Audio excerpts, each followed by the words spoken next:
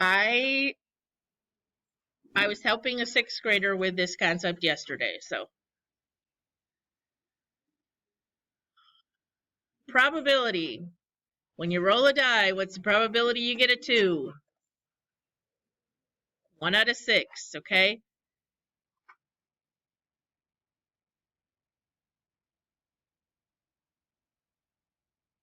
That is a theoretical probability because we didn't actually do an experiment. We just said in theory. Whoa, I don't know what that says.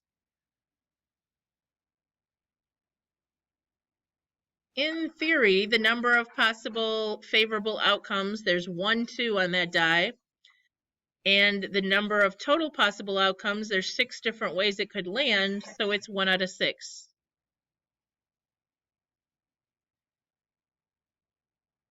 In theory, if I go to shoot a basketball, I can either make it or not make it, so my probability is 1 out of 2. But is that very realistic?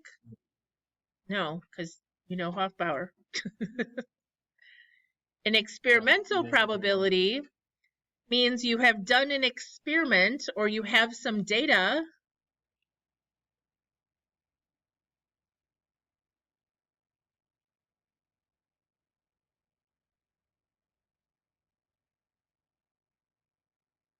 For example, if somebody gets up to shoot a free throw on an NBA game, at the bottom of the screen, it says what their past experiences in what their free throw percentage is, right?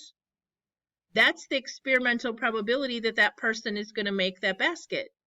If they shoot a 78.6% of the time they make it, then that's the probability they're going to make this one. If you're talking about an experimental probability. So here's my example. Here's a spinner that has an X, Y, and a Z. If I could make a Z. Okay, the probability of spinning a Y on my spinner in theory is 1/3, because we're going to pretend those 3 are all the same size, okay? If you were given this little set of data down here, what is the theoretical probability of getting a Y? Can anybody see? It's 3 out of 20 total spins. Okay?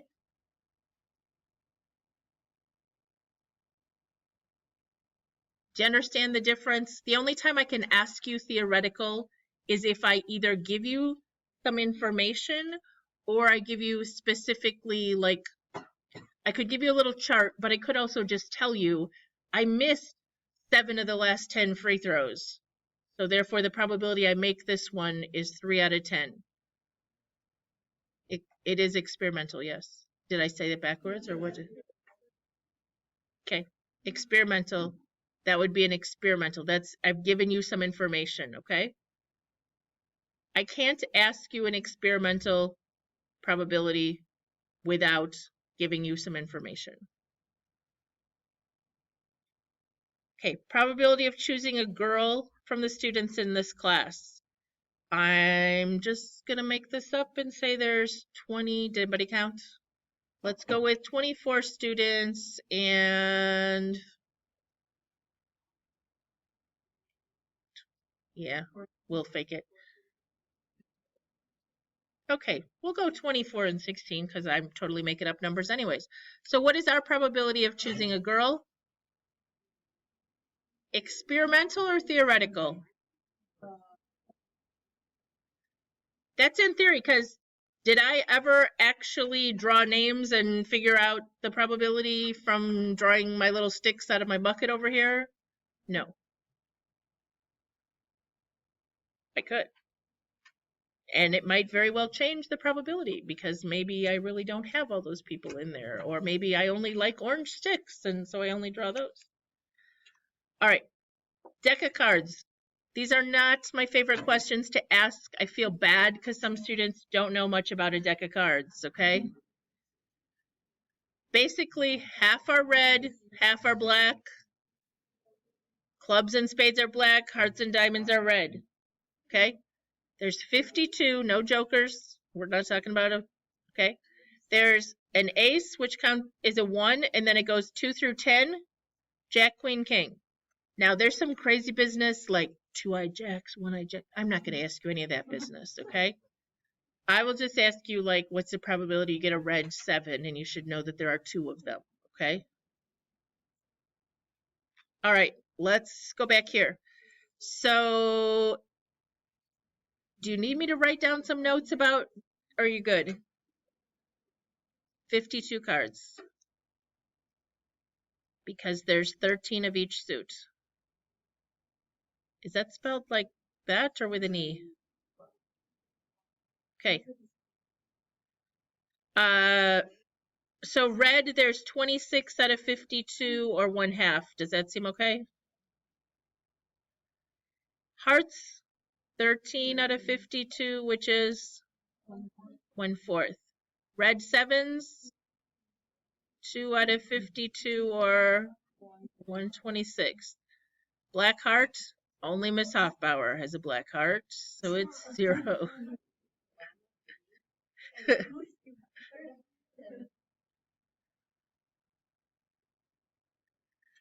All right, what about this question? A sample space, guys, means just list the possible outcomes. What are the possible outcomes when we roll a die? So that's the sample space, pretty easy. Okay, what's the probability of getting a 4? An even number, which is greater than 1. And a 7 on a single die. Okay.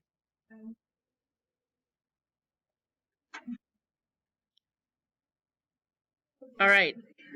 If you don't giggle when I give you the possible outcomes of this question, something is wrong, because I chose the worst possible names ever when I wrote this worksheet, okay?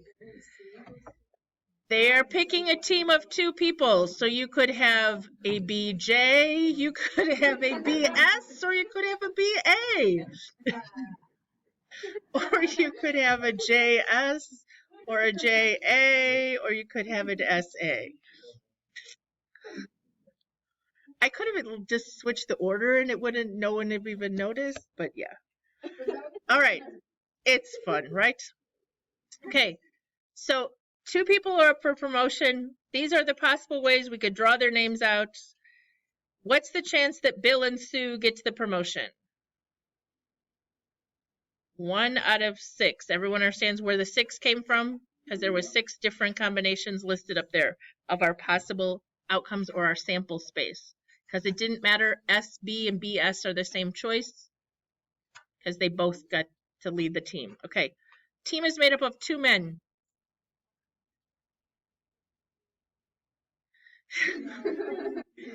Yes, we are going to assume gender and say Bill and John are the guys, so we have a 1 in 6 chance. Yeah, apparently Johnny Cash he has a song called A Girl Named Sue. Okay. Anne is one of a boy named Sue. Just kidding, a boy named Sue. Anne is one of the people getting the promotion. What's a chance Anne is one of them? Okay. Better ellipse than I usually draw. Okay. This says, write out the possible outcomes. I'm really okay if you don't write out all the possible outcomes. I typed them up for you here. But it's kind of pointless because it doesn't ask any good questions. This is what the tree diagram would look like. Kind of hurts my head. Okay, boy, girl, boy, girl, boy, girl, boy, girl, 4 times. Okay. The issue is it doesn't ask any tricky questions. What's the chance you get all girls is only 1 out of how many? Well, if you're doing this many possible outcomes, so it's 1 out of 16. What's the chance that they're all boys? Okay. Now, there's a million questions it could ask that a tree diagram would help, but it doesn't. All it asks is, what's the chance you get at least 1 boy? Well, that would be everything except all girls, right? Would have at least 1 boy.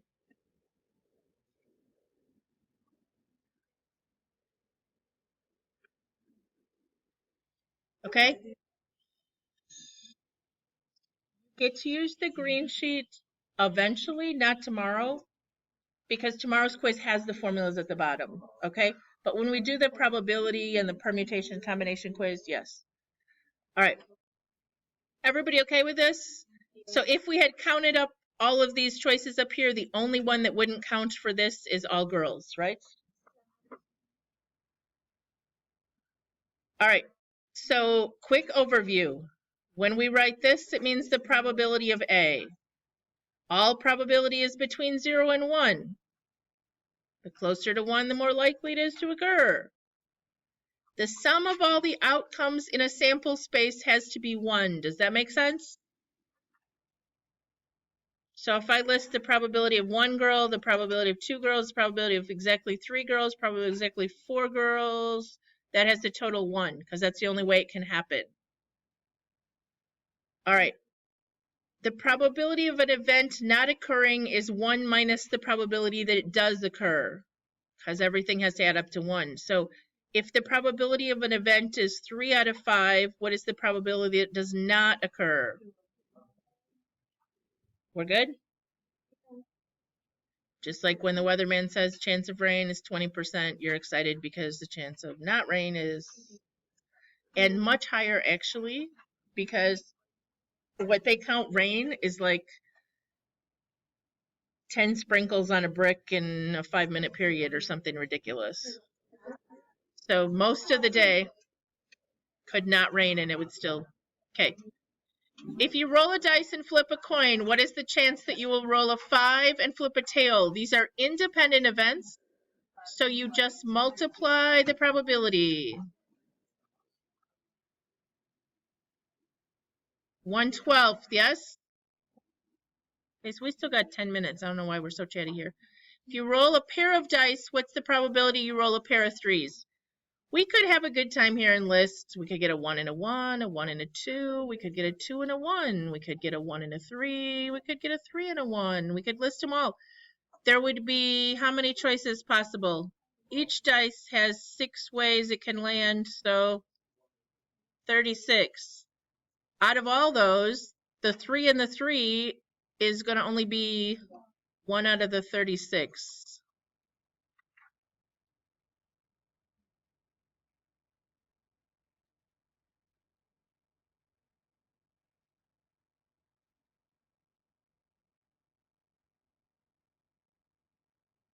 The 2 dice are independent. Doesn't matter what one comes up, the other one has an equally likely chance.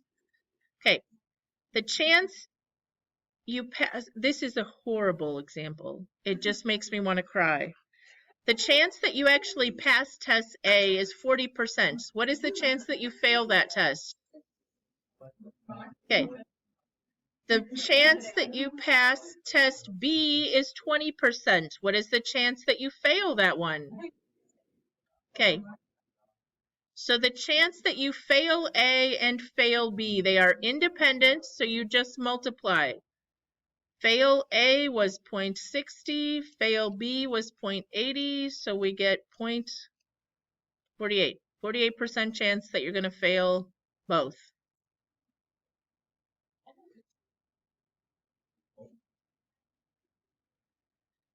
Pass A and fail B. Who can tell me that one?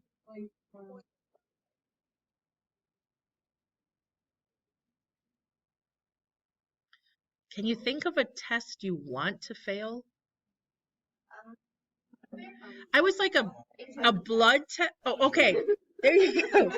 No, do you want to fail? Want to fail or pass? That's right. I was like a health test, but you don't usually want to fail those either. Like I okay. I want my daughter to fail a pregnancy test. No, I want her to pass, fail. I don't know, because it's not really pass or fail. Yeah. All right, let's keep going. Fail A was 60, pass B was 20, so we get 0.12.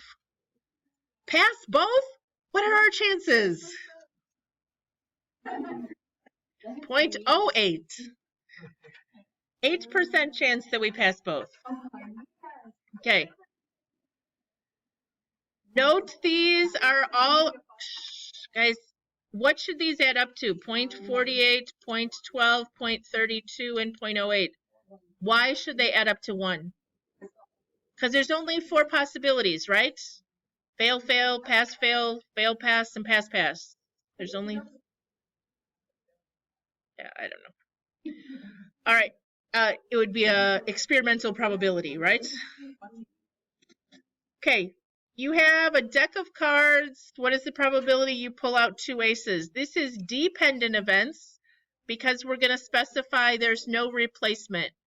What you do is you multiply the probabilities together, but you have to assume on the second one that the first one happened. So what's the chance I get an ace the first time? Okay. The second time, assuming I got an ace, what's the chance I get another ace? Does everyone understand? There's only 3 left in the deck and now only 51 cards because we didn't replace the one we pulled out.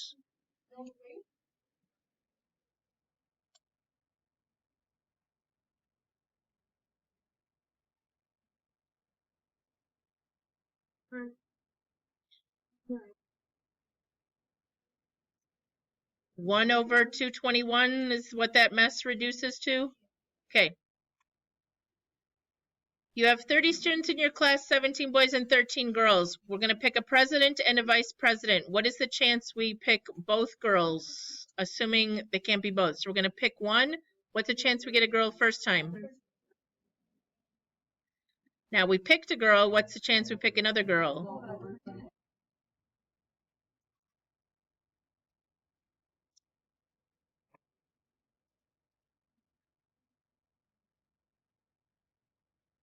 Yeah, it's 26 over 145. You can give me a percent. I'm not going to be picky. Some of them are on this test are multiple choice. All right. And finally, we have things that can have overlap. I hate this explanation. I will tell you right now. I can explain it to you if you want me to, but the bottom line is it's still number of winners over total possible. So from a deck of cards, what is the probability of pulling a red card or a 2? That means all the red cards and any other 2s are winners. So there's 26 red cards and how many black 2s?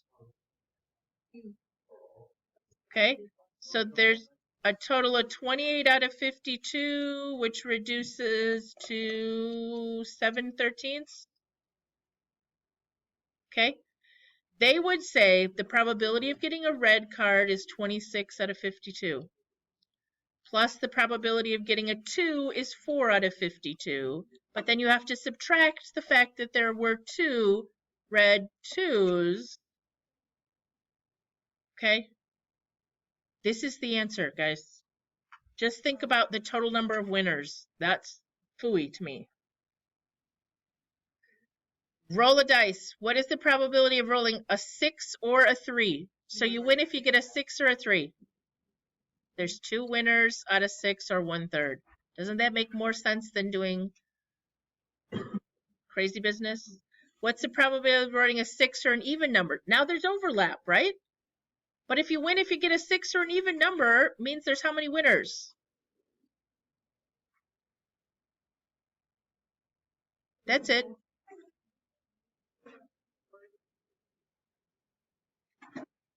Yeah, just means you get some extra winners, okay? We will continue with worksheet 2 and eventually do permutations and combinations and all that stuff. This is a quick review of probability. So, guys, after the quiz tomorrow, what you need to be working on is worksheet 3, 4, 5, and 6, okay? The good news is you only have to do the problems I circled. Last year they had to do all of it. This year I went through and I circled a few random questions on each page, and that's it, okay? Worksheet 3, 4, 5, and 6.